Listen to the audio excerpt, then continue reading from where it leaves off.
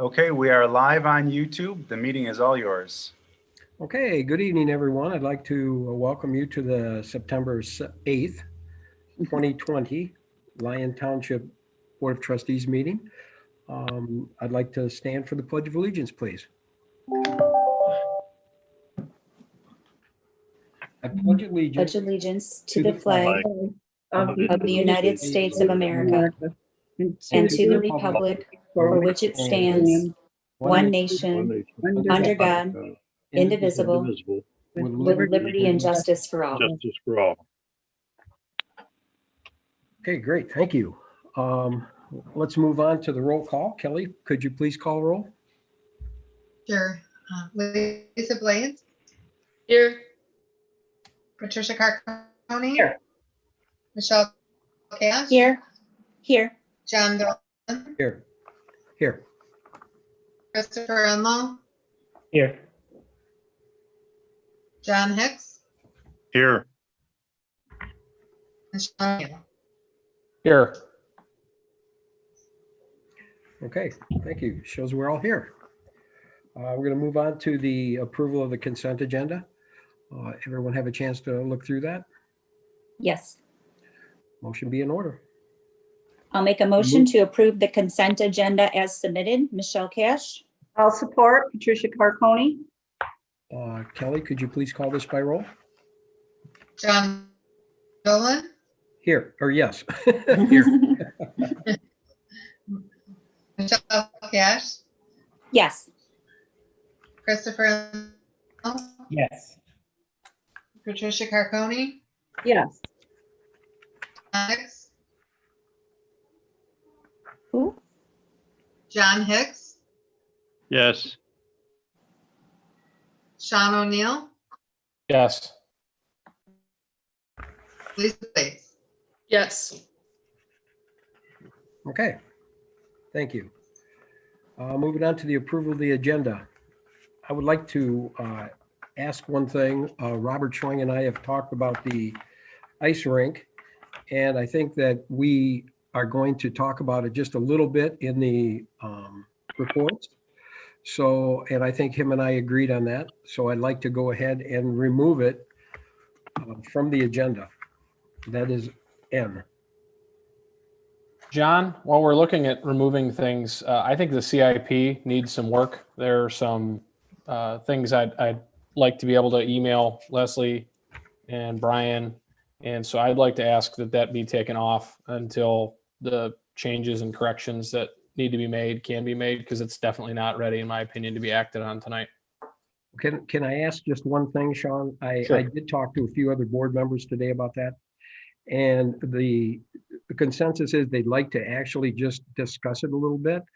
And then I'm thinking what we could possibly do if we went ahead and left it on and just discussed it. We could go ahead and table it when that discussion was over, and maybe they'd get some guidance. I mean, Sound okay to you? I mean, Chris, you want to speak Yeah, up? I prefer just to have a brief discussion on it. I won't go through all my comments, but well, I guess I'd like to go through them all or not go through them at all. Either we go through it, or I don't see how we can make it brief if we're going to give everybody's comments. So I'm good either way, but I'm going to go through every single one if we do it. Well, I'm good either way also, but if we're going to spend a lot of time on it, I'd rather have it redlined up and given back to Brian and maybe bring it back in a little better order other than discussing it online. And that's just my opinion. So we could delete it from the agenda, or we could leave it as discussion, and you guys make that choice. I mean, I'm comfortable with deleting it from the agenda.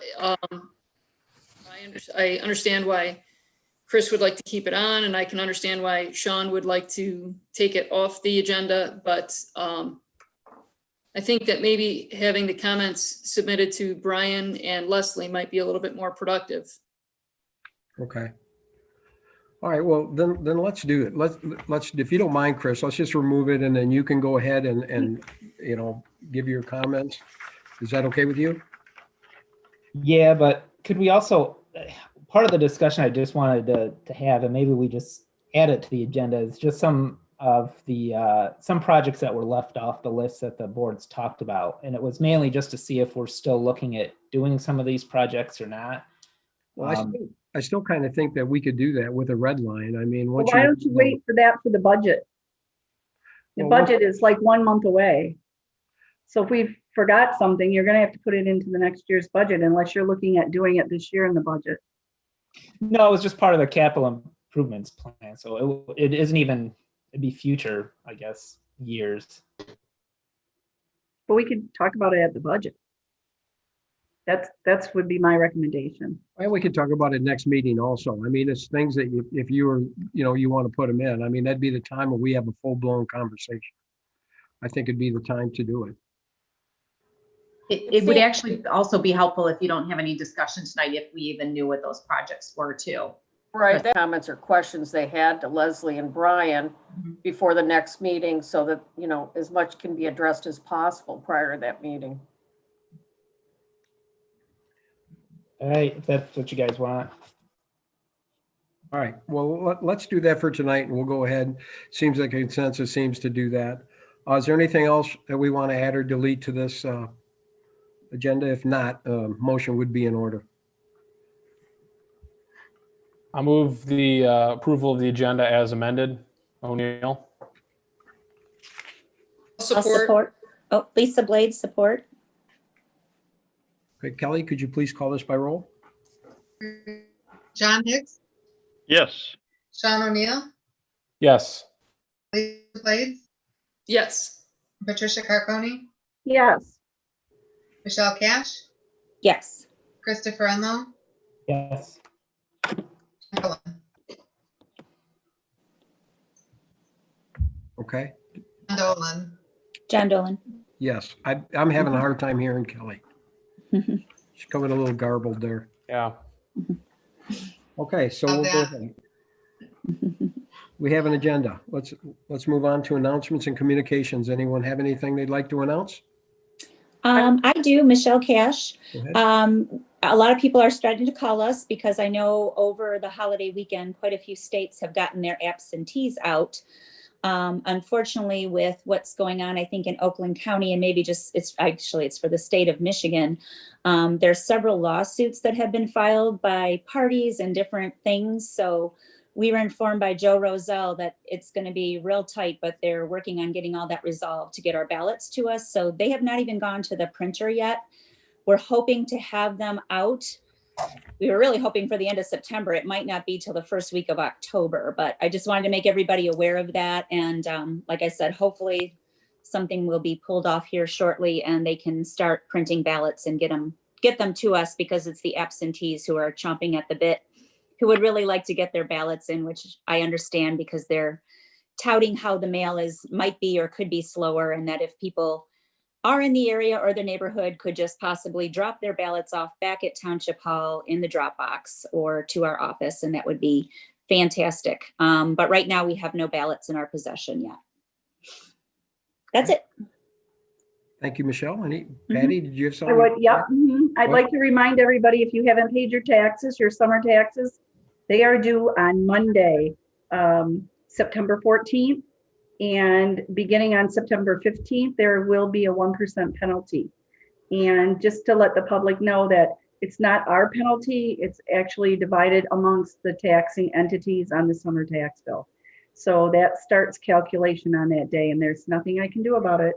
So it's not the 15th, it's the 14th. So, also put it in our Dropbox, come in, put it in the mail, get it postmarked. I just want to remind everybody because everybody's is due on the 14th of September. Okay.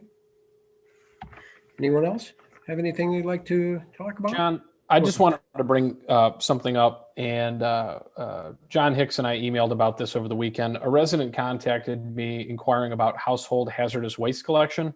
I know that it's something townships looked at a couple of times over the years, and I know a while back John Hicks did quite a bit of research on it and kind of ran up against a couple of roadblocks. It seems like, to my recollection, it should be easier than it really was, but I let that resident know that I would bring it up tonight, just to at least mention it, and that I'd ask that we maybe take a look at in the future adding that back. I know it's something that's been pretty costly, but as the community grows, there might be more of a demand, and it might work out for us to do this and get a good turnout, so it makes good financial sense. So just wanted to pass that along and see if we could possibly look into that.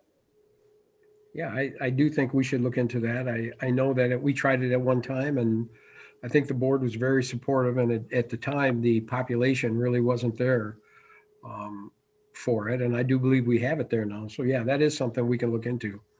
Absolutely. Okay, thank you. John Hicks, if I may say something, Rorschach would not allow us in last time, even if we wanted to, because of the fact that we were there and left. And they have a membership, and they only allow so many communities in that. Now, I don't know, that may have changed, but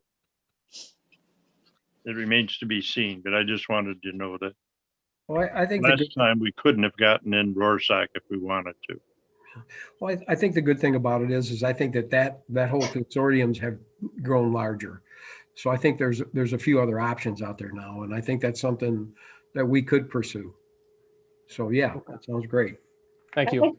I'd like to check with Green Oak Township, Mark St. Yeah. Charles. They have their own hazardous waste day. He orders the dumpsters, and they're not connected to like a ROSAC, and it is very successful in their community.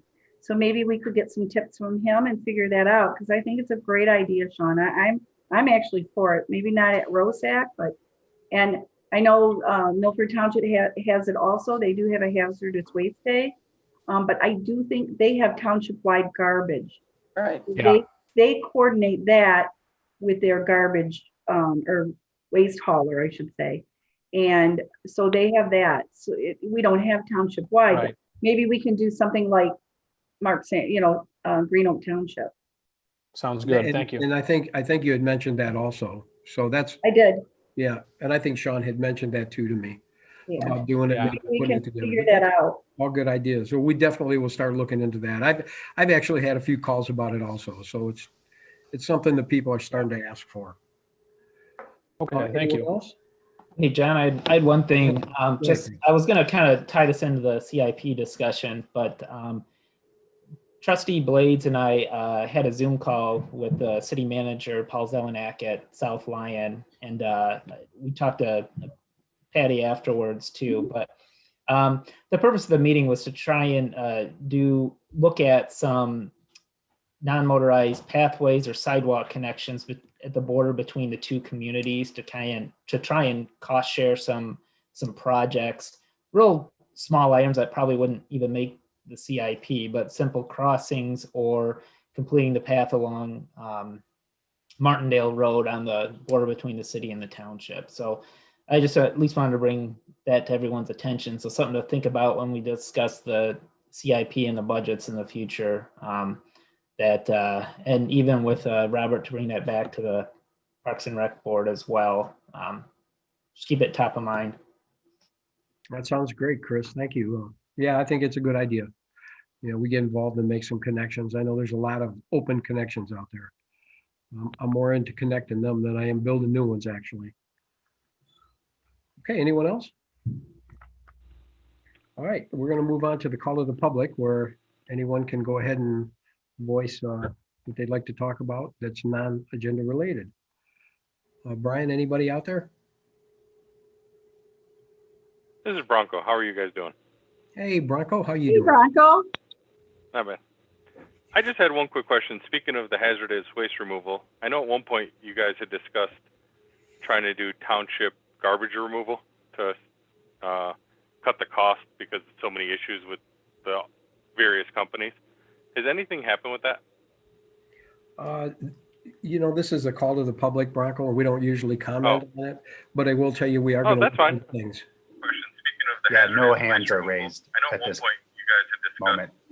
Okay. township. Yes, we're going to look into it for sure. Anyone else out there, Brian?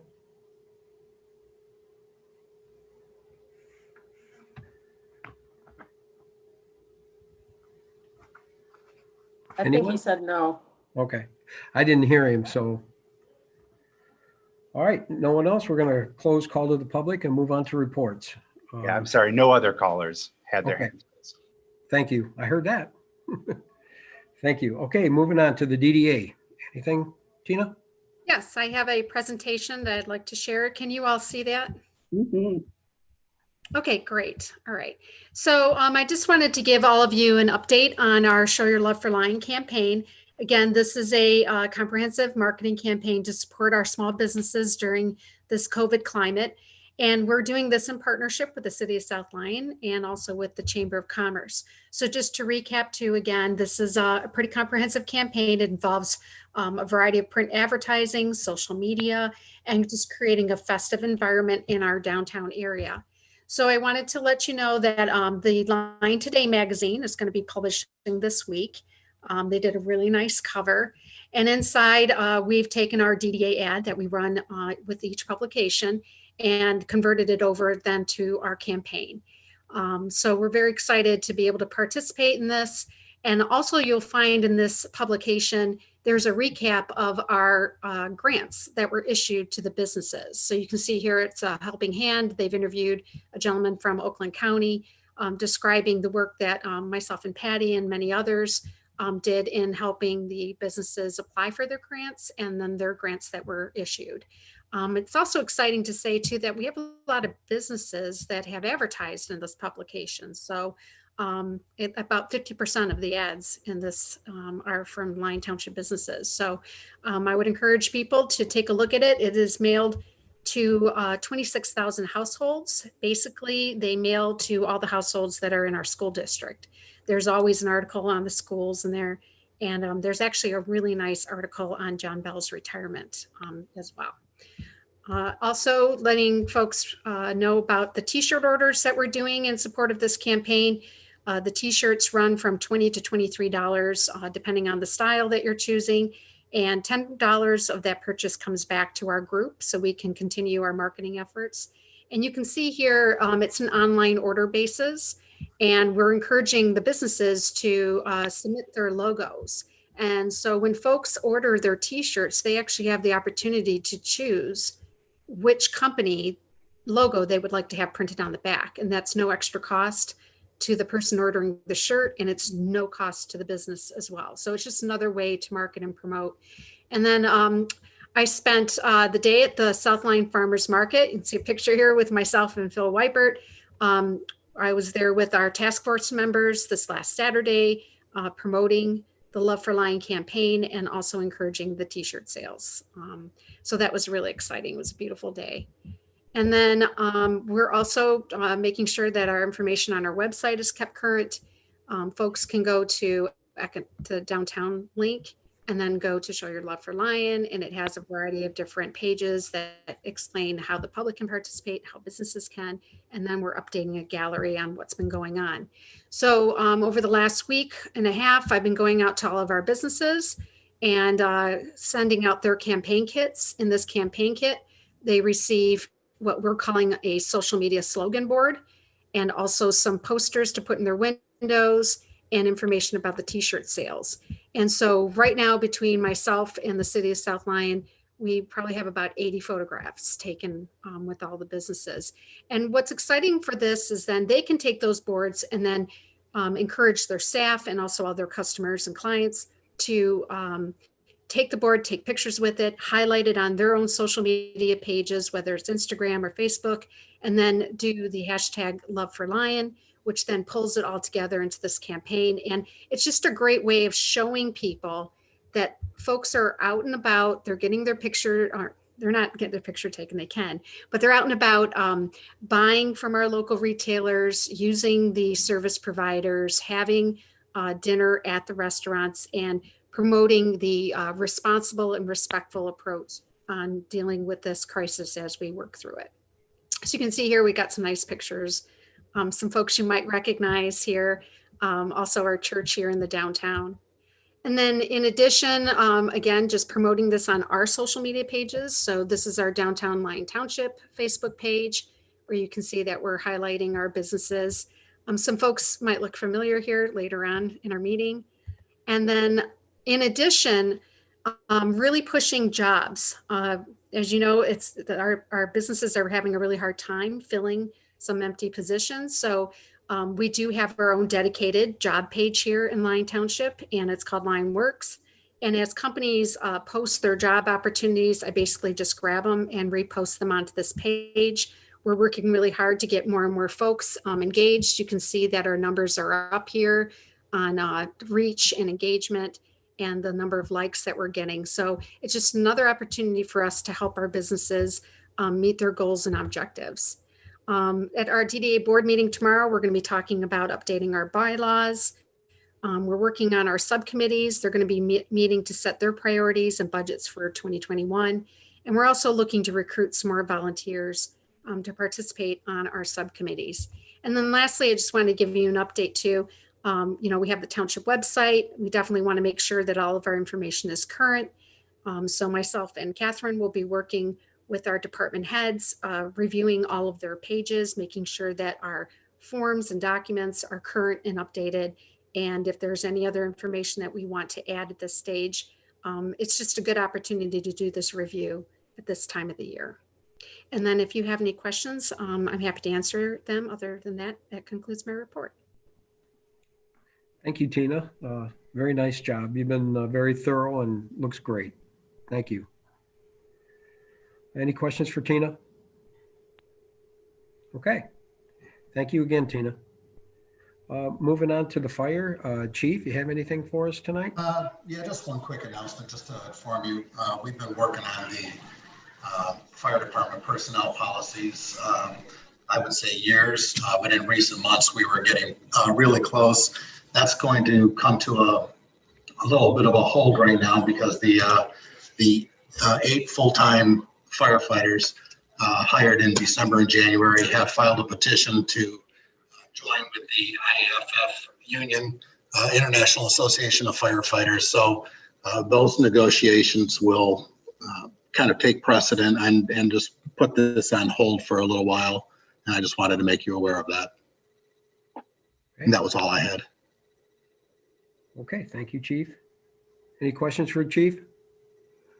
Okay, moving on to Lieutenant. Pardon the interruption. Everyone. We do have a caller who called in late and has their hand up. Would you like to open it back up to the public? I don't think we can. We're on and about. I think it's too late. Okay, very good. Okay. Lieutenant?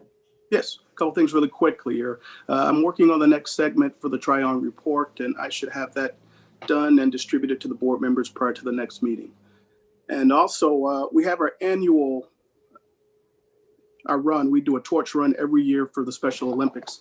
It's not sanctioned this year due to COVID, but most of the police agencies that participate have agreed to, and we in Lyon have also agreed to. So if you're free this Friday or you're around town, we kick off around 9:50 a.m. We pick up the torch from South Lyon on Pontiac Trail near the CVS. That's usually my leg, and I grab it first, and I don't know how I'm going to get through this mile. God be with me. But I'll be there if you, if you want to come laugh, take some pictures. Yeah, you'll get to see some of your local deputies perform. Wow. But that's it. That's all I have.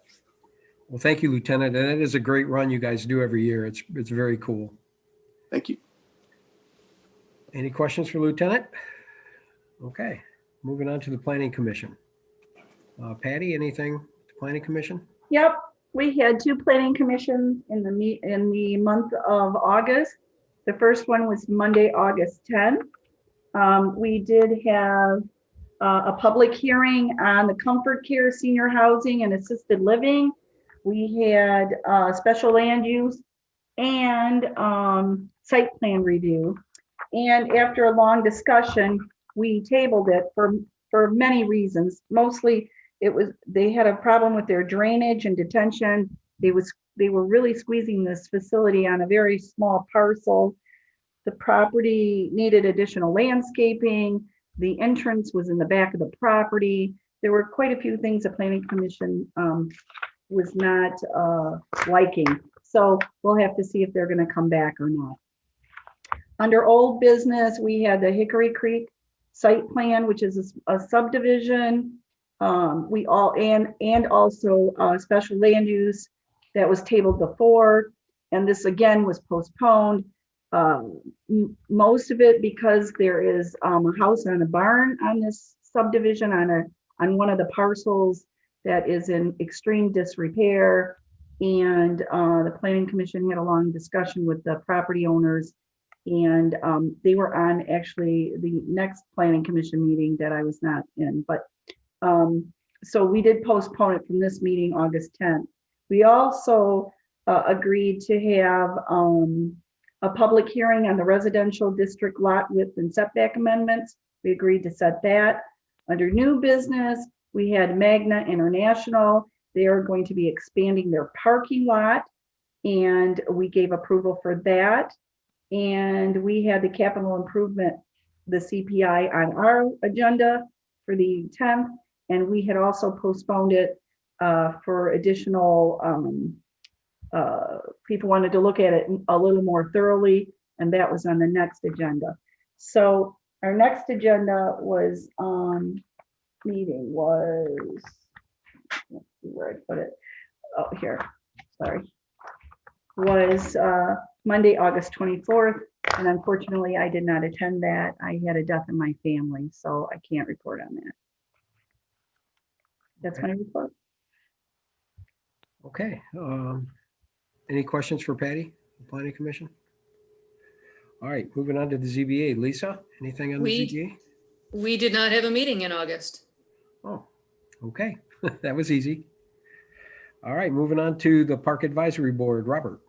Yeah. And So I just want to start out real quick, Robert, by letting everyone know first that I still believe that everybody on the board, and I'm not going to speak for them, but I am going to say are all very supportive of the ice rink moving forward. And I just wanted to say that so that any of them can speak out if they're not before you start, because I know you were wondered about that. Yes. Okay, then You're go ahead, percent behind it. Yeah. So like John said, yeah, we talked about it and we decided that, yeah, based on that, and that we didn't think there was an issue with needing to reapprove the spending. So where we're sitting is some outstanding logistical issues that we're going to be working through. That said, though, the latest round of executive orders does clarify that at the moment, ice rinks are a prohibited thing with the exception of organized sporting events, which we would not be doing. So as it stands, we're frozen from that perspective. No pun intended there. But we are going to move ahead with trying to get everything lined up so that if that does change, hopefully we'll be ready to go. So I don't know if anyone had any strong feelings about if, assuming that we are allowed by the state's rules to go ahead and have this, if you guys had any concerns on a COVID basis about putting this into place this season. Robert, Michelle Cash, I kind of did, because I was looking at or thinking about who is going to be there to kind of watch or supervise, and maybe we don't have to. Maybe we say 10 people on the ice, that's all we're allowed at a time, and do the honor system without anybody there really manning the ice rink on the weekend or Friday nights or whenever they think it would be busy. So that was my really only concern as to who's going to be watching it or watching the people, or we just post enough signs that say social distance. That was my only concern. John Hicks, I wanted to ask Robert if he has done anything with the survey. So the survey is still sitting with McKenna. I know they were having some issues, I think, getting it to post on our website. So it is done in terms of preparing the questions and the options, but it has not yet been launched for responses. I was just wondering if the survey would give you any help on deciding about the ice rink. Possibly. I know we do have kind of some open-ended questions on there about what kinds of activities people would like to see and facilities. But Brian, do you have any more solid update on that for John, maybe? I do. It's done. Catherine and Chris were working to get that prepared or get a link up on the website. We have it ready and shared with her. So I'm assuming it's just a issue of where to put it, best place to put it on the website. But yeah, you're right. In terms of the ice rink itself, there is not a specific question on it. It probably would fall under those open-ended questions that you're talking about. Yeah. Well, I think the key is if Robert and I can kind of sit down and we'll get a lot of things answered. Him and I'll kind of start taking over this. I promised him I'd work with him on this a little bit here and try to figure some things out.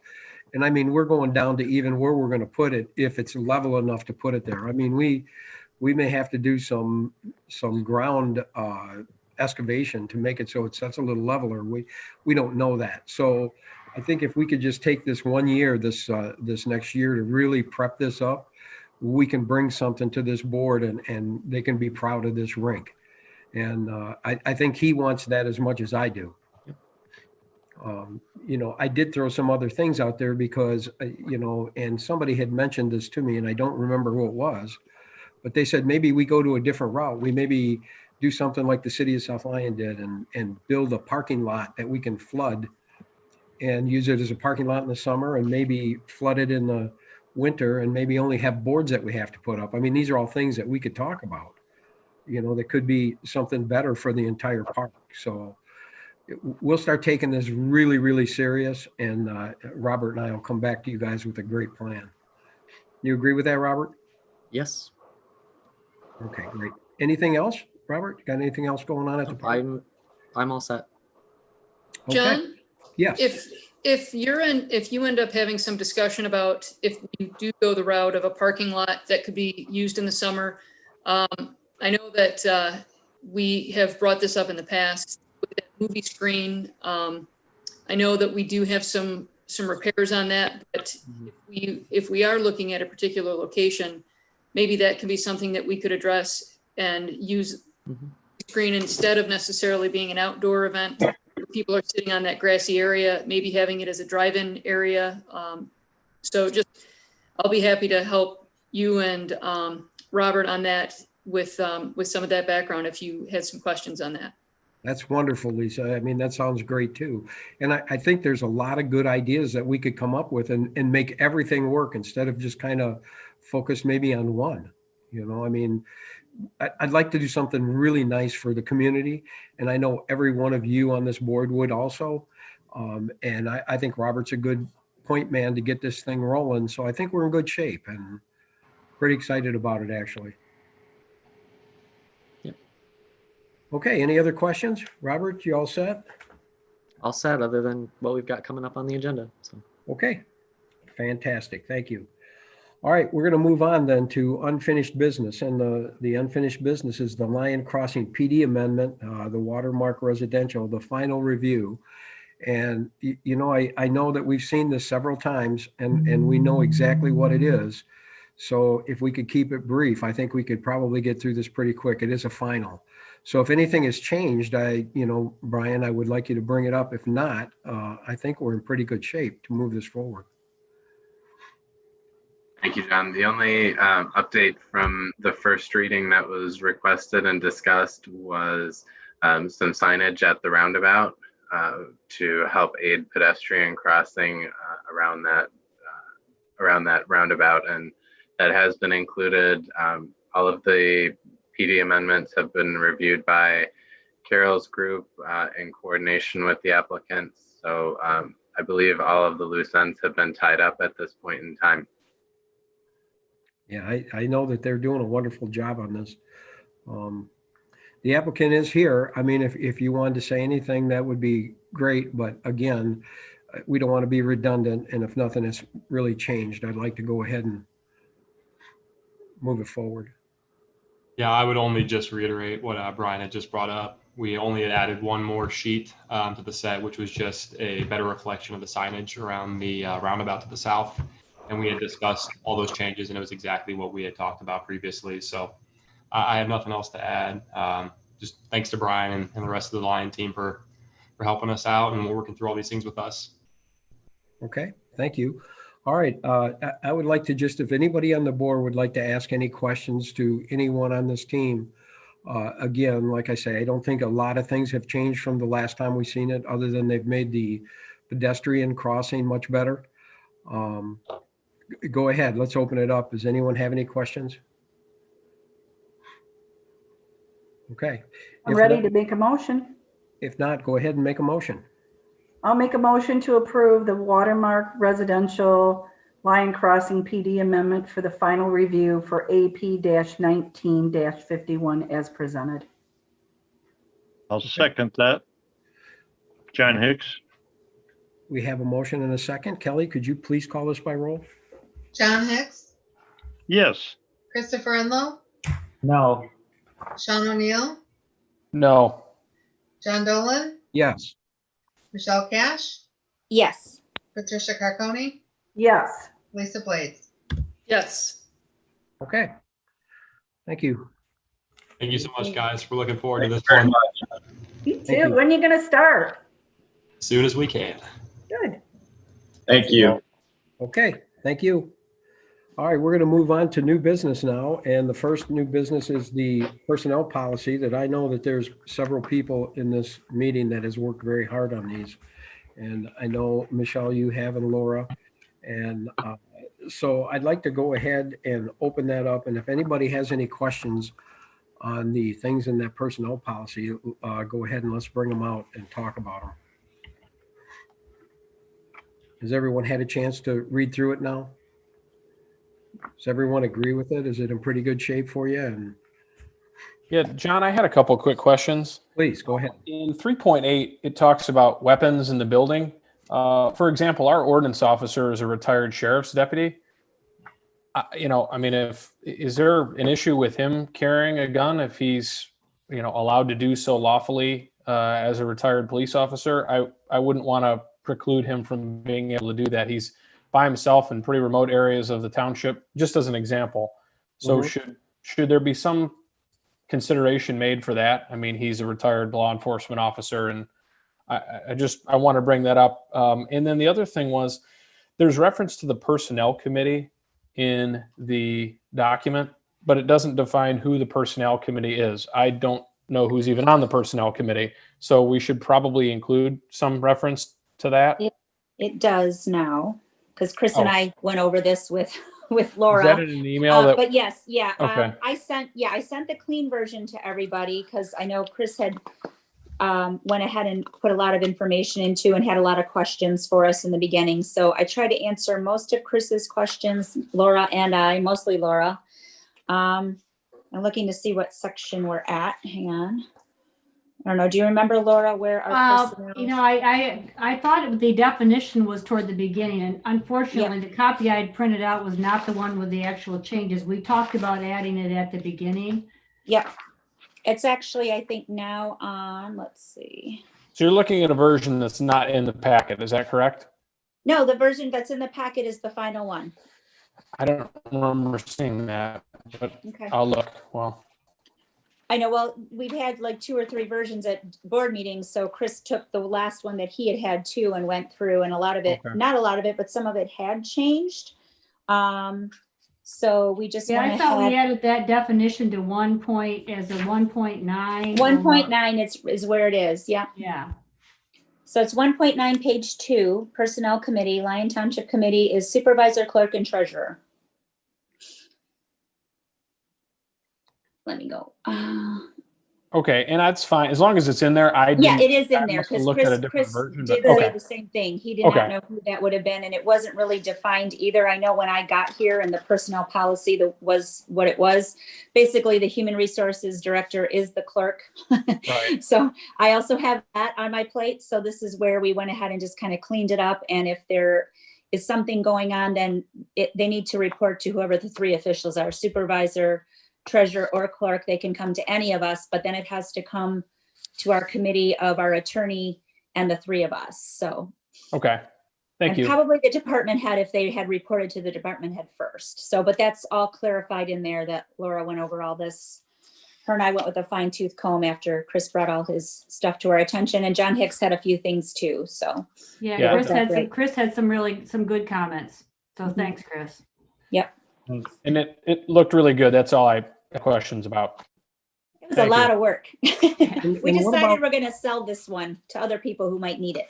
And what about the question you had about the weapons, the carry weapons on premise? If it is somebody like he just made mention to, is there a way to exempt that? I mean, is there a way to make it certain people can carry? I mean, I would even add something that the committee or the supervisor can give authorization in certain circumstances, you know, like the one I mentioned. I'm good with something like That that. actually makes sense, though, that you asked that, because there are people that probably could carry on a job like they have here. Right. Right. And he's obviously well-trained and He is very well trained. right. So your thoughts on that, Laura? Is there any way to do something like that or not really? Well, there's nothing that prohibits you from doing that. I mean, you can do that. It's really a question of what you want to do as a policy decision. I just caution you Yeah. I have- about it. Yeah, I Carol, have some concerns about, I have some concerns about that from a liability perspective too. Exactly. If you're like saying he can, why does, if you're authorized, if you're doing that, it sounds like you're authorizing him to use that during the course of his employment and you're really not. I didn't say that. Yeah, I know. I know But, what you're saying. so. Okay. Well, it was a good question though, Sean. John, I just had a comment, if I may. So we do have a township leased property that is to a residential person. So when we talk about firearms on township leased properties, how does that work for residential? We only have one example in the Well, township. this is a personnel policy and procedure for the people in our office, in our departments. I don't think, does that really relate to that? I mean, that's an insurance question, probably not a personnel policy and procedure. Yeah, I don't think it'd be a personnel question either. No. Okay, just wanted to clarify that. Yeah, that's an insurance question, which we can call on that. I think it's put together really, really well, and I'm pretty happy you guys did that. It's a big job. So thank you for that. Really great reading. Yeah. I know that's not true. So would anybody like to go ahead and make a motion on this? John, I have, Go I ahead, have Lisa, please. 2 questions. I know that there was a comment made earlier on about from Chief Ann Sparentek. So this employee manual does not apply to the full-time firefighters. Is that correct? That's correct. Does it apply to the paid-on-call firefighters? No. Does it apply to our secretary in the fire department? I don't, Chief, you can answer that if you're still out there, but I don't think that any part of this policy is for anything but the township hall. Well, I think because Mary is full-time, that it would probably apply to her. She's not Yes. going to be in the rules and regs. So Mary will be included in this. This is full-time and probably part-time personnel, excluding firefighters, because they need their own policy. And again, Ken worked with Laura and I for a lot of hours before everything else went down in the background. So they will be putting their things together, and she is reviewing them now. It's just waiting to hear how everything goes. So they will be getting their own, but part-time firefighters have rules and regs and their SOGs too that they go by. So, Right. I just wanted to clarify that, because I remember last month we talked about having the 2 different manuals. I know we're not doing that right now, but I just wanted to clarify that. And then the other question I had is, I was looking at which page is it? It was section 19.3, page 33 and 34. And it talks, it's actually 19.2 and then 19.3. It talks about disciplinary action for unsatisfactory conduct. And I was just wondering, if you have a basis, if we have a basis of discipline for unsatisfactory performance, and really how that's addressed through, do we have like annual reviews where we could say that this employee is not necessarily meeting the, like, I guess, how do they know that they have not met their satisfactory performance? And then if we're looking at the personnel committee making termination decisions for all employees, how would that employee know that perhaps he or she is not performing appropriately? I kind of think that probably is a different issue with the evaluations. And I don't know if that would be spelled out. Would you spell that out in the manual, Laura? Well, there are a lot of questions packed in there. Yes. So I guess what I would say is there is, first of all employees are at will. So, the disciplinary action does speak to disciplinary issues, and the performance issue is something that Michelle and I talked about, recognizing exactly what you said, that that's not really that section. And I think we did, beef it up a little bit so that it could encompass that. But really, I don't recommend putting any requirements for performance evaluations, because if they're not done right, then they're really not worth a lot. So, you could put in place something that encourages, feedback one way or the other. But if you're going to put in place a requirement for personnel evaluations, it needs to be real clear, and you need to have it spelled out how they're going to be done so that they're done right. And everybody needs to be trained on how to do them, and it needs to be something that's there's some continuity to follow it. So.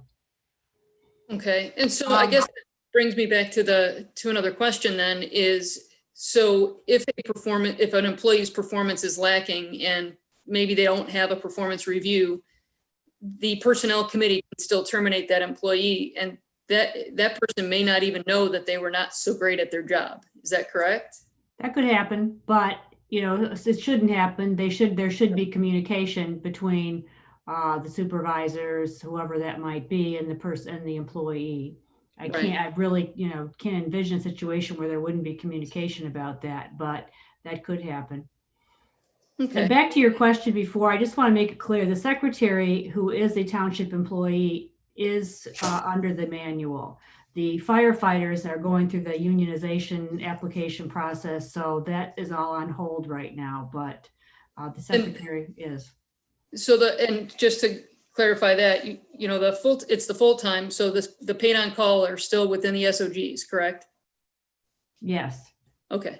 And the existing rules and regs. Yes. Okay. And I guess, everybody knows I'm a teacher, so I function on a very strict understanding of, effectiveness and performance reviews. And so I'm really uneasy, even though it does say that it's a personnel committee. I'm really uneasy with not having anything in the employee manual, at least addressing progressive discipline or remediation or annual reviews. And I think that's just because that's the world that I have my entire career has been with that. And so I really, as much as I like every aspect of this employee manual, I guess I just can't get past that one. I'm having a hard time getting past that one section of not having any kind of annual review in place. And that concludes my comments. Great comments. Well, if you guys want to add that, I think what happens is, and I'm just speaking from my own, is when you do something like that, you have to follow it to the book, regardless if you're busy, if you're not busy, you have to follow them the way they're written. And I think that's kind of what Laura is trying to say. You may, doing an employee evaluation, it does take training. It takes doing the right way. You have to do it the right way. And it's totally up to this board if you want someone to go ahead and get trained for doing that, and then put it in an evaluation yearly. Most of the evaluations that are done in our office are very nonchalant. Just come on in, we ask a few questions. It doesn't put you into a legal situation. And that's all I'm saying. So it's totally up to this board on how you want to deal with that. I guess my question would be, to the attorneys, are there companies we could hire to do evaluations for everybody? Because I don't have the time to do it. I'm sorry, it's human resources are on my plate, but that's just not what I'm Lost trained in. everyone. And that's why we count on Carol and Laura. Yeah, no, you really can't. You really shouldn't. You couldn't hire somebody to do those, especially given, you know, your size. You could have a specific form set up as terms of what is being evaluated. But what I see oftentimes is either they aren't done because people don't have the time, or they aren't done well. In other words, somebody says, "Oh yeah, the person is doing fine," because they don't really want to confront the issues. Then when the person is fired and files a lawsuit, there's either no evaluation despite the requirement that there should be one, or it's a glowing or okay evaluation despite the fact the person was not meeting expectations. So, and then it's difficult to say, well, why didn't you do it? Why didn't you tell them when you said they were doing okay, because you didn't have the time or the will to confront them? It creates problems. That's why it's difficult. Well, Patty, I know Patty was in the first round of this booklet, you know, way back when, 2003 and 4, when it was adopted. So what was there, or how were they handling that then? Well, because I came into this booklet, so yeah. Well, I don't think we really only evaluate people on a yearly basis when we give out raises. Yep. And you got to realize that we're extremely small office. And so now you're going to get into job descriptions. And no one has a true job description because we all help each other. So once you do job descriptions, and you know, I'm just going to say, okay, I'm the clerk for the front desk, okay? But I ask her to help me with taxes, which they do. But that's really not in our job description.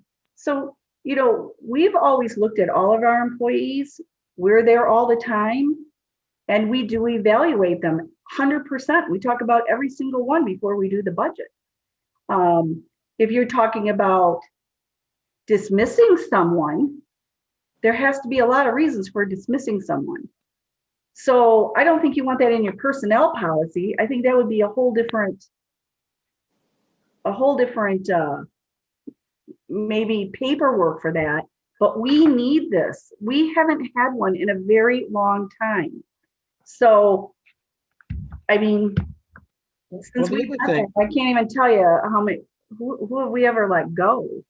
Well, the other the thing, building department, because they couldn't afford it. Yeah.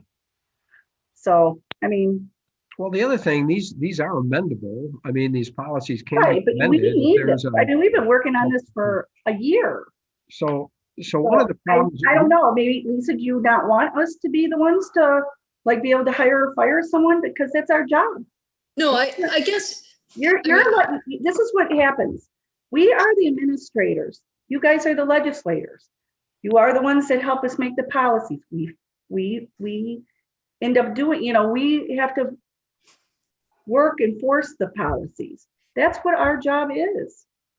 And that's, we see these people work every single day, whether they're on time, whether they take longer lunches, whether they can get their emails, whether they can get their voicemails, whether they answer their phones. We get complaints, we do not this and that. I mean, you're talking about a whole long thing. I don't think that should be in our personnel policy. That's my opinion. I mean, I was just asking questions because this is not my realm. I mean, I've been teaching for 26 years, and well, you're in a big union. I know. That's spelled out. That's why our fire department's going to have. Well, that's why I'm asking these all questions. All going to be spelled out. So the more you spell out, the more you have to follow, and that's for the employees too. You know, it goes both ways. Patty, I know. Well, I just want to, you know what? I just want to get this passed because we have nothing to give to our employees, and it's not fair to them. It's been months and months and months and months. So, yes. You know, the other thing I wanted to say is that, we do have job descriptions for everyone. I know. We actually do. But the problem is they all over exceed their job description. And That's that's exactly the right. problem. They all do multiple things. So the job descriptions become added and added and added. And then it gets to a point, it's like they become no good because there's no job description for these multitaskers.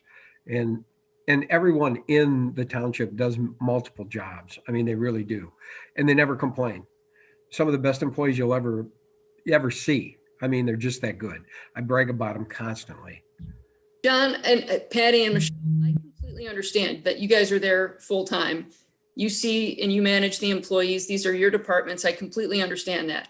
I'm looking at this from someone who is not in that type of job, and so I'm trying to understand how an employee would know based on. I mean, I understand what you're saying, but based on this employee manual, I'm trying to make sure that those employees have an understanding, since I'm not in the office every day, that they do in fact have an understanding of, are they meeting their goals? Are they meeting their expectations? Or, is there remediation if somebody's making a mistake? Is this all of a sudden, 6 months down the line, they don't realize it and the personnel committee ends up firing them?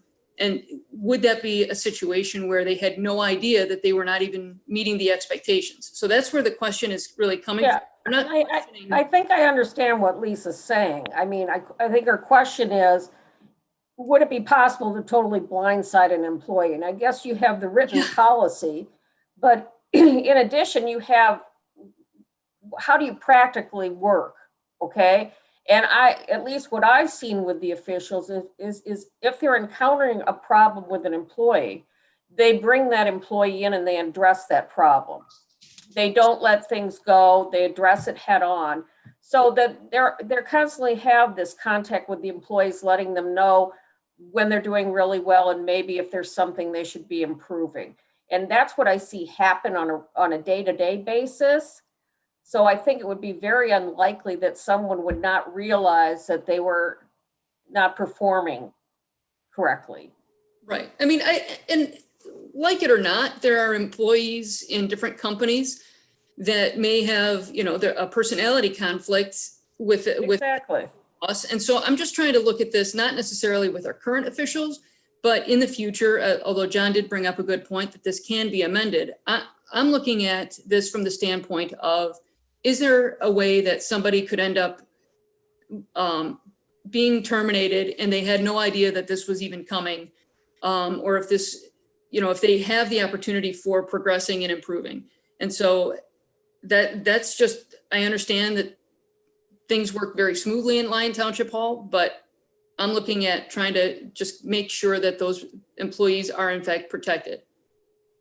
And that in essence is not an at-will employee. It depends on the degree you want to say protected. I mean, progressive disciplinary is not, I mean, you could do that and still say they're at will, but that changes it a little bit. Can make it into a situation where if you don't follow that, if you don't give the progressive discipline, or if you don't do what's in the manual, you have legal ramifications. So, it's a double-edged sword.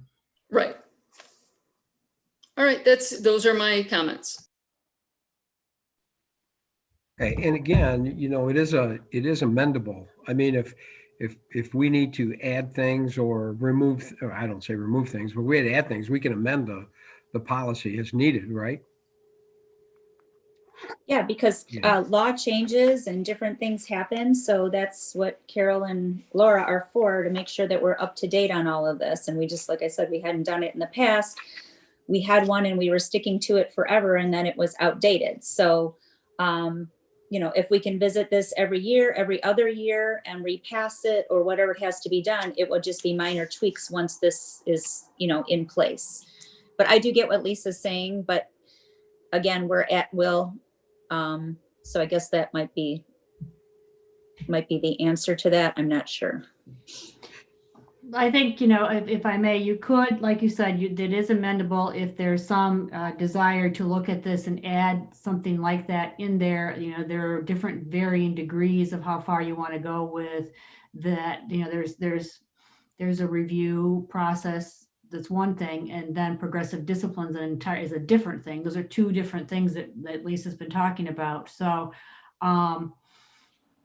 it could always be amended and added if that's what you want. We can look at that. Lisa, what do you think about that? Going ahead and figuring it out and maybe getting an amendment to this policy so we can at least get a policy underway? I would definitely like to have the policy in place, and I do appreciate that there's the personnel committee. So I think that does reduce the opportunity for, personality conflicts to be a driving force of perhaps somebody's wrongful termination, or not wrongful, but like termination.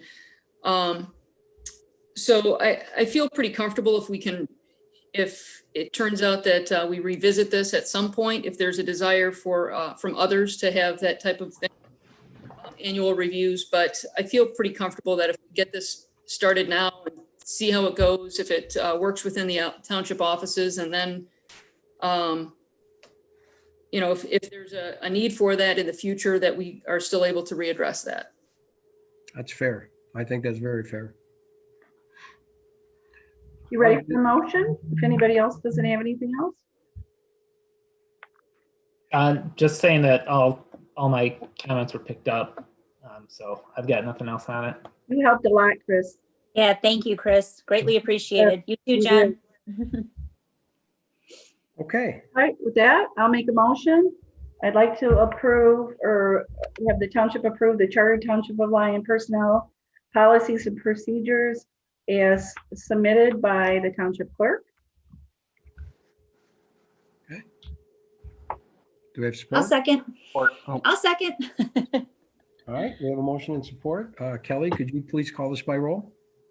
Lisa Blades, Yes. Patricia Carconi, Yes. John Dolan, Yes. Christopher Enlow, Yes. Michelle Cash, Yes. Sean O'Neill, yes. John Hicks. Yes. Perfect. Okay, great. Finally got that done. All right, now we got a couple of cool things. Appointments to boards that are empty.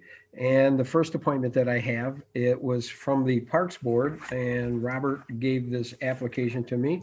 Erin New, and she went ahead and put in an application. Looks like great member. Everyone have a chance to look at her application? Yes. And if you have, I would like to make a motion to appoint Erin New to the Park Advisory Board. Support. I'll support. Oh, John Hicks, support. Okay, could you please call this by roll, Kelly? Christopher Enlow, Yes. John Hicks, Yes. Lisa Blades, Yes. Michelle Cash, Yes. Patricia Carconi, Yes. Sean O'Neill, Yes. John Dolan. Yes. And I don't know if Erin's here tonight, but if she is, she's welcome to say something. If not, we're going to move on. She was not able to make it, but Okay. thank you guys very much. Perfect. Thank you, Robert. Okay, we're going to move on. We have two more appointments to the DDA board, and I'm excited about these two too. The first one we have is Dr. Paula Ruffin, who's been around the township for a very long time, and I am very excited to have her as part of the DDA board. And has everyone had a chance to take a look at her resume? Yes. Yes. Yes. I would like to make a motion to appoint Dr. Paula Ruffin to the DDA board. Support. Could you please call this by roll? Lisa Blades, Yes. Sean O'Neill, Yes. Patricia Carconi, Yes. John Hicks, Yes. Michelle Cash, Yes. John Dolan, Yes. Christopher Enlow. Yes. Okay, and I do know that Dr. Ruffin is here tonight, and we are so happy to have you aboard the DDA board. Thank you for putting Thank in you and welcome. so much. It means so much to me. I really appreciate it. I'm so happy to be here with you guys. I've been wanting to jump into this for a number of years, and so it's finally happening. So thank you all Good. so much for your support, and I can't wait. Well, and I do want to say that she has had a active business in Lyon Township, chiropractic business for a very long time, and everyone comes highly regarded, and thank you for that also. Thank you. 19 years, 19 Yeah. years. So I knew it was a- yeah. So just happy to be jumping in and getting my hands dirty, so to speak. That's wonderful. That's so great. Okay, moving on, we have another DDA appointment that is another great person in the township.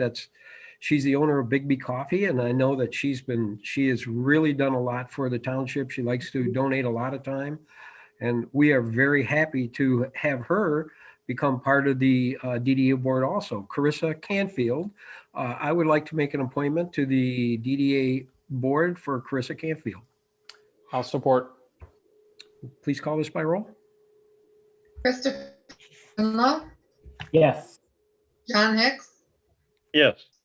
Lisa Blades, Yes. John Dolan, Yes. Patricia Carconi, Yes. Sean O'Neill, Yes. Michelle Cash. Yes, welcome, both of you. And I know Carissa's been here patiently waiting also. So Carissa, welcome to the DDA board. Thank you Thanks, for wanting Ron. to serve. Thank you, everyone. I'm excited. So Ready to good. get started doing some cool things. Thanks for the coffee from time to time. She sends little couple of crazy new flavors and coffees to our office. Yeah, we've had to pause on that for a minute, but thank It's you. a surprise, they like it. They appreciate it. So thanks. Well, thank you guys. I think we're going to have 3 really great new additions Yeah. to our boards here. And thank you for wanting to serve. It's really important we have volunteers like you guys. Thank you. Okay, so we're going to move on to the consideration to approve the L4020 millage rates. And Patty, is that yours? Yep, that's mine. This is the annual L4029s that we have to submit to the Oakland County. And these are actually our millage rates. Of course, again, they were hit by Headley Amendment, which all of our millages rolled back. The saving grace is the township went up 7%. So these are the rates that are going to be rolled. So taxes again this year will be actually going down a tad for us. And you realize there's no more fire station millage on there. That was gone last year. So these are the official rates. And we will hold the public hearing when we do our budget. So truth in budgeting, this will officially go with that also. But if we could get these approved today, I can get them off to Shannon Moore at the county. What happens is the board of commissioners for Oakland County, they approve our rates also. So they like to have these in their hands by September 30th. Okay, does everyone understand what this is? Any questions for Patty? Okay, well, a motion would be in order. I'll make a I'll motion. move to approve the L4029 millage rates for the coming year. I'll support. Okay, motion supported by Sean. Could you please call this by roll, Kelly? Sean O'Neill, Yes. John Hicks, Yes. Christopher Enlow, Yes. John Dolan, Yes. Patricia Carconi, Yes. Lisa Blades, Yes. Michelle Cash. Yes, sorry, I was muted. Okay, thank you. Moving on, we're going to go to the Township Hall renovation and expansion, hopefully the contract award. And I will go ahead and start this out. I hope everyone got the summary and the sheet that kind of explains the process we went through. And this was a long process. And we interviewed 3 final bidders at the end. And we decided that the bidder in the middle was the best one for our project. And that being said, you all have the paperwork and you can kind of see where all the prices came in and the expense of this. And you can also see the budgeting that we put together to show how affordable it really is. So I hope that everyone has had a chance to look through all these pages of things that we've sent you. And if there was any questions or, please, this is a big project and we need your input. So has everyone had a chance to look through everything? I have. It's really, really a super exciting project that the township has needed for quite some time. And we've really done a lot of due diligence. We had a super committee. We interviewed, literally brought 3 of the companies in and interviewed them with our committee. And at the end of the committee, we all sat down and we talked through what we thought, and we all came up with the exact same opinion on who to choose. And that's how it worked. And I mean, we didn't have one person on that committee go in any direction but where we went. So that makes me very happy that we were doing the right thing to get this thing moving. So that being said, I don't know if there's any questions. Does anybody have that they'd like to ask about this project? John, if I could just make a quick comment, I appreciate all the materials and I appreciate you answering the questions that I had for you about the process. But, when you're doing a project like this, obviously, cost is a factor, but experience, ability, track record. I mean, this is a complex project. This isn't a green field that they're just building a building on that when it's ready, we'll move in. We're trying to keep the office open every single day from the start to the finish. And so there's a lot to be considered here. We need somebody who has lots of experience doing this so that we have smooth transition. We don't have disruptions to the office, to the staff. There are going to be disruptions. There's going to be noise and dust, but just at a minimum, I think actually that some of the deputies are going to be working out of trailers in the parking lot. There are a lot of moving parts here. I think timing is a big key, and it sounds like this firm will be able to mobilize right away. References on other projects, it sounds like their track record is really second to none, and they were impressive to the committee in the interview, it seems. And so, for all of those reasons and the reasons you've outlined in the presentation, I'll be supportive of the project tonight. So thank you for the thorough package of information. Thank you, Sean. That's very appreciative. Would anyone else like to say anything or? Are you ready for a motion if nobody has anything else? Nobody has anything else. I'm ready for a motion. Okay, I will make the motion to approve A.R.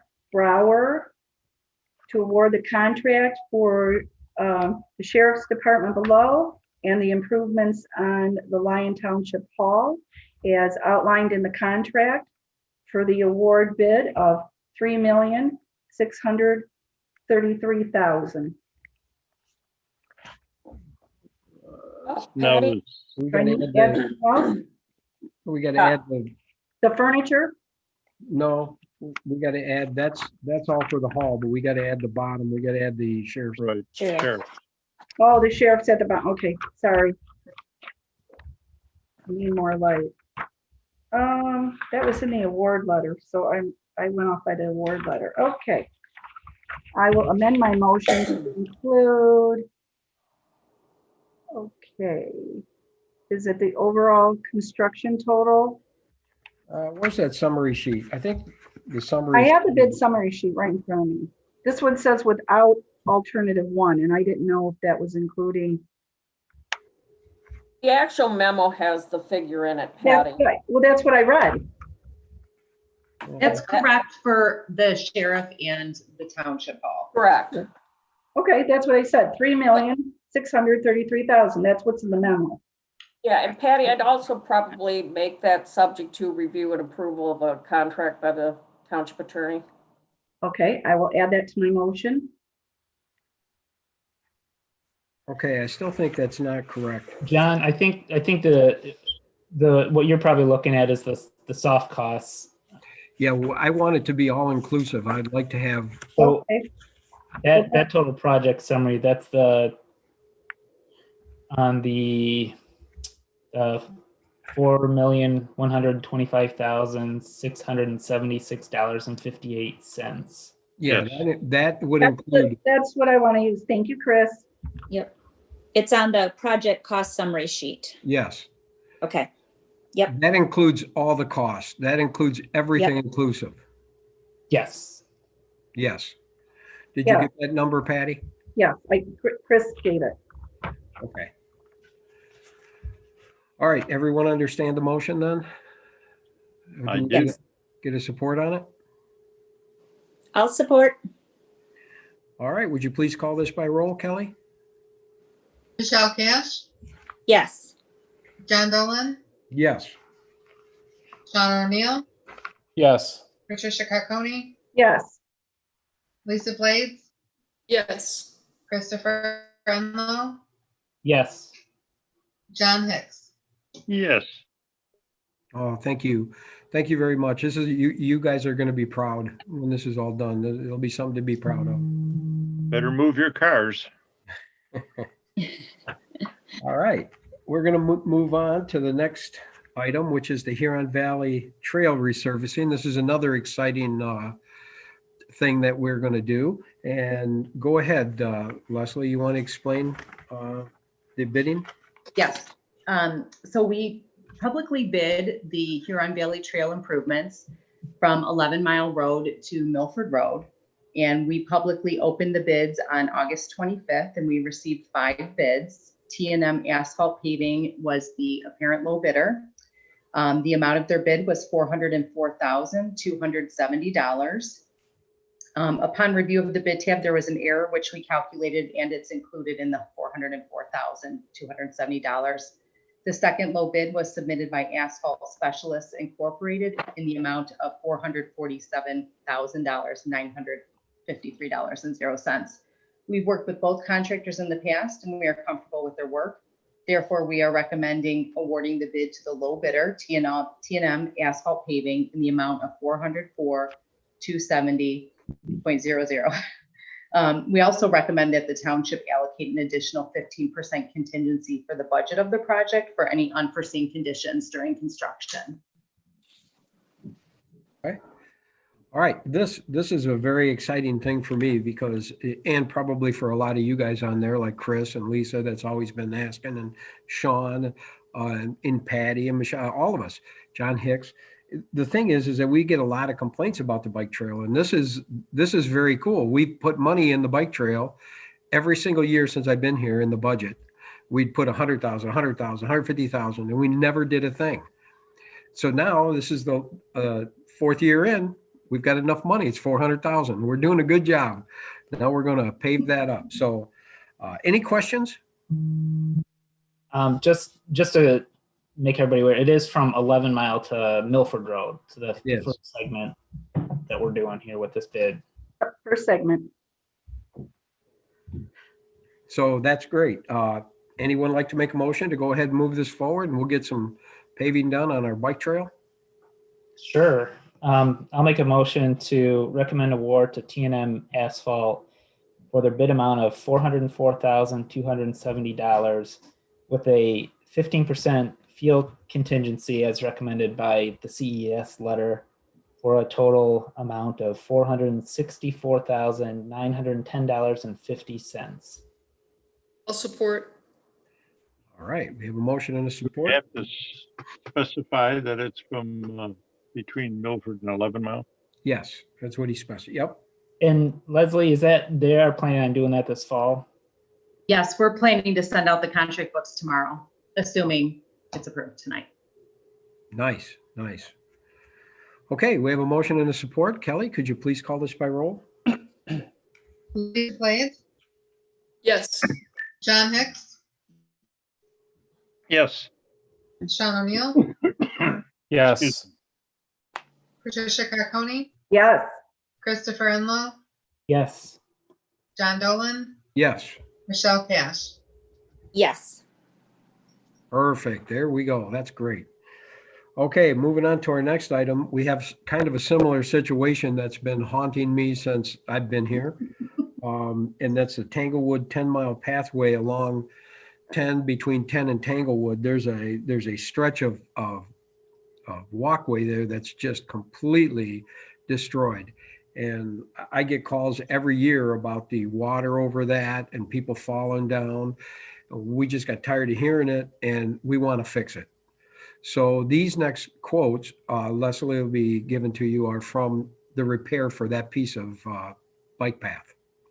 And it's not just a bike path. We have to change the grade, and there's a little more to it than just putting the bike path in. So Leslie, do you want to?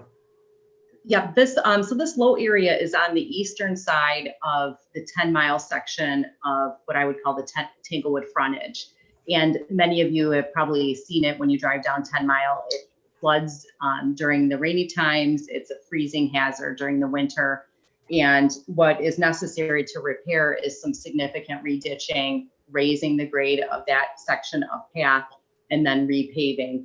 So it's not along the entire frontage. It's really just to take care of the area that's flooded. We have publicly bid this project. We only received 2 bids. And the low bid was submitted by Anything Excavating in the amount of $43,649. And the second low bid was also by Asphalt Specialists Incorporated in the amount of $49,660. We've worked with both contractors in the past and we're comfortable with their work. We would recommend awarding the bid to Anything Excavating in the amount of $43,649.00. And again, we would recommend allocating a 15% contingency for anything unforeseen that may arise during construction. Okay, does everyone know that area that we're talking about? It's pretty visible and it is a mess. And I know many, many people have probably went over that and not been very happy. So that's what it's about. Is there any questions anyone has? Nope. Seeing none, then a motion be in order. I'll make a motion that we approve the proposal by Anything Excavating LLC in the amount of $43,649 with a 15% contingency, bringing the total to $50,000 or not to exceed $50,249. Support. Okay. Kelly, could you please call this by roll? Michelle Cash, Yes. Lisa Blades, Yes. John Hicks, Yes. John Dolan, Yes. Christopher Enlow, Yes. Sean O'Neill, Yes. Patricia Carconi. Yes. Oh, thank you, guys. We're really getting some things taken care of for the residents. Great stuff. Great stuff. All right, moving on. Consideration of the ordinance, the township Lion to amend chapter 15 design construction standards. And Leslie, you can talk about them all you want. I'll try to keep it brief unless you have discussion points. The main reason for this update was to add a waiver provision in the engineering standards, which had never been in there before, and also to add some additional information for private roads, since private roads are now allowed under your ordinance. We also took the time to go through and clean up some other items. I'm happy to answer any questions you have, but I think just in the effort to save time, I'll respond to any questions rather than going through all of the changes. Okay. Would anybody have some questions? Chris, I'm thinking you probably have some questions. Well, yeah, questions, but like this is 2 readings for this, correct? Yes. Okay. Well, I think it's probably best if I just email you some of the stuff and markups, and then there's nothing, I don't know, nothing super critical, but just questions, and we can talk about it and probably iron it out next month. Okay, and we might end up before the second reading, also add some information on the pump station requirements too, adding some flow meters that would be required in SCADA. John Dolan and I had some discussion today that would be good to include during the second reading. So just thought I'd mention that as well. Okay. But any comments you have, please send them my way.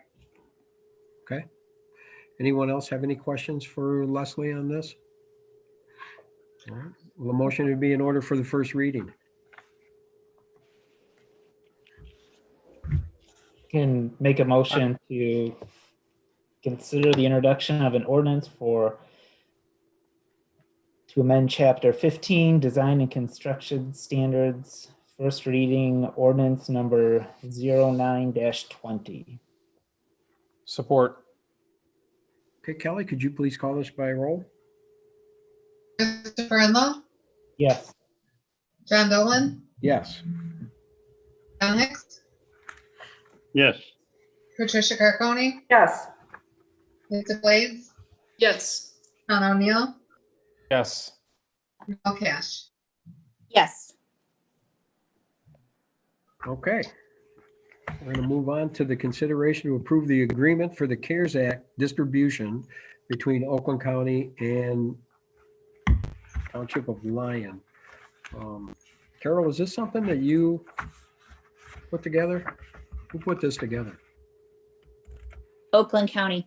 Yeah, it came from the county. Okay, so Michelle, Yeah. this is something we need just to. You need to do that, and then right after that, they require a Okay. resolution from our board. So this is Okay. giving everyone you approval to sign it for us, and then we make a resolution. They need our resolution and our minutes from this meeting.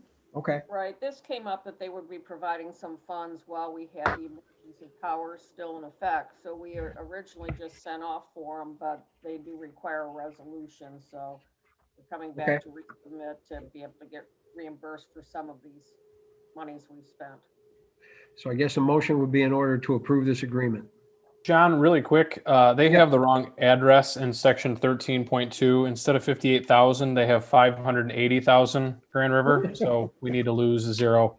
Okay, that's a good. So They sent it to us in a PDF, so I'll see if they can make that change and resend it before you sign it. It'll end up at the North Pole. Yeah. yeah, somewhere down the road quite a ways. They missed by 500,000. Good see there, Sean. Too many zeros. So would somebody like to make that motion?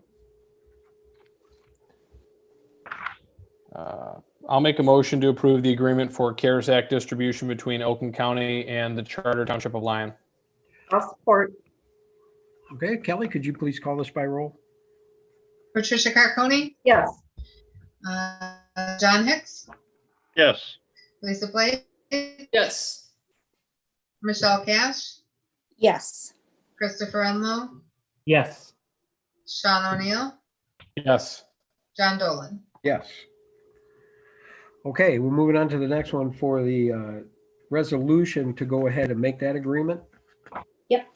So, I can make a motion to approve resolution 2020-16, approving and authorizing execution of an interlocal agreement between Oakland County and the Charter Township of Lyon for the distribution of CARES Act funds to assist certain areas of need caused by COVID-19 pandemic.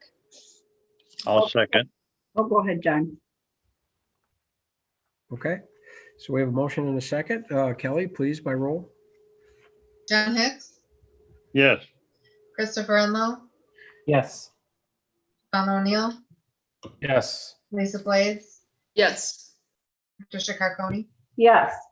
Michelle Cash, Yes. John Dolan. Yes. Michelle, Okay. Yes. will you take care of forwarding that to the county tomorrow? I sure can. Okay, Yep. can you copy me on that as well? I sure will. Yep. Thank you. Both of them. Okay, now we're going to move on to the purchasing policy. This one we had talked about, and I know there was a lot of comments about it. And now it's here again. So has everyone had a chance to look at the changes that were made? And is everyone okay with it now? Or go ahead and let's talk about it. I'm good with it. Okay. Looks Yeah, good I to guess me. I would have just preferred the dollar amount to be a little lower. I know I had sent 10,000, which was probably too low, instead of the 25,000 for board approval. So I guess I was looking to probably try and meet somewhere in the middle. But if the consensus is 25,000, then that's the consensus. That was my only comment on it. I'm good with Yeah, it. Chris, the change 25. the change that we did make is we added a section that from 15 to 25,000, it's the prior approval of the township supervisor, but it requires a second signature from either the clerk, the treasurer, or another member of the board. So that 10,000. Right, I did see that the 15 to 25 requires a second Correct. full-time official. So when you get over 15, there's a second set of eyes on it. And that's what I put in, hopefully, to try to address your concern. And Sean and I had a discussion as Yep. well. We got to be able to do business. I mean, John needs a lawnmower. It's probably Thanks, Carol, for making those changes. Looks good to me. Okay, if everybody's happy with that, a motion will be in order. Michelle, I had a question. I had misplaced my hard copy of the corrections. Does this include the corrections that I submitted to you? Yes. The Okay. ones you submitted to me? Oh, did I send them to you? Sorry. Yes, yes. Yeah, No, I got no, they're nothing in from there. you. They're in there. Okay. Yeah. Thank you. All right. Okay, Ready for a motion? yes, waiting for a motion. Everybody good? Every- I'll make a motion to approve the Charter Township of Lyon purchasing policy as submitted by our township clerk. Support. All right, Kelly, could you please call this by roll? Michelle Cash, Yes. Sean O'Neill, Yes. Lisa Blades, Yes. John Hicks, Sounded like me, I guess. Yeah. Yes. Yep. Patricia Carconi, Yes. John Dolan, Yes. Christopher Enlow. Yes. Okay. Great, moving on. This is the one that makes me the saddest. So- We're gonna rescind something I All your never power, John. used. We're gonna rescind something I never used, so this is a good thing. Now, let me just clarify, because I guess the way the title reads, it may make people think that we don't think there's a state of emergency anymore, and that's not what this is all about at all. It's simply that the township is back operational, so there's really no need to have the supervisor have the sole powers to make decisions anymore. So Right. that's the purpose of this resolution, is just to return the functioning back to normalcy. John, you did a fine job with the Yes. powers Yeah. invested in you. Well, you know, the during thing was, locals. is when we did this, you know, we couldn't have boards like this. Right. That we can. I think it's back pretty much to the way it should be, so. Yeah. So motion will be in order. I'll move the adoption of resolution 2020-17, rescinding local state of emergency. I'll I'll support. Oh, go ahead. John Hicks, did you Yep. support? John Hicks. Yep. All right, Kelly, could you please call this by roll? Lisa Blades, Yes. Michelle Cash, Yes. Christopher Enlow, Yes. Patricia Carconi, Yes. John Dolan, Yes. John Hicks, Yes. Sean O'Neill. Yes. All right, another great job, everyone. That brings us to our motion to adjourn. I'll make that motion. Can't believe we're already done. I support. Great meeting. Got to call it by roll, right, Kelly? Yep. Take your I'm sorry, who time, Kelly. seconded that? Sean O'Neill. O'Neill. I haven't Sean, said my name all meeting. It was Sean O'Neill. Okay, thank you. Lisa Blades, Yes. Patricia Carconi, Yes. Michelle Cash, Yes. John Dolan, Yes. Christopher Enlow, Yes. John Hicks, Yes. Sean O'Neill. Yes. Perfect. Great meeting. Thank you, everybody. Great meeting. Thanks, everyone. Thank you. Thank you. Night, everyone. Thanks to everybody. Night. Night. Bye. I know. We spent a lot of money, Nate. Yes, we did. Yes, we did. Mm-mm-mm.